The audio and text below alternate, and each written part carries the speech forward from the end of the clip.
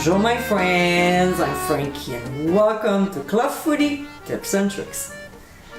There are certain ingredients that are asked for in recipes that we might not use that often.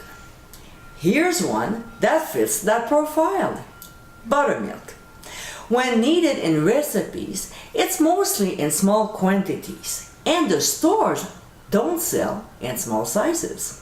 So here's a way to save money and stop having to buy any from now on.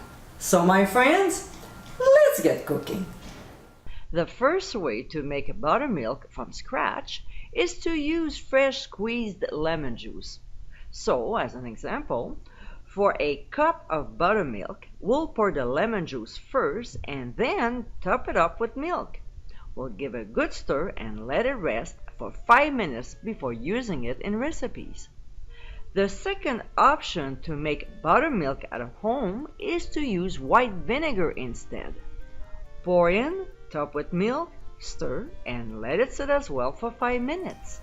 As you saw in this video, there are 2 ways to make buttermilk from scratch. It's cost effective, there's no more waste, and you don't have to run to the store anymore. I hope you enjoyed tips and tricks of the day, and for many more, including recipes, visit clubfoodie.com. Until next time, my friends, bon appétit!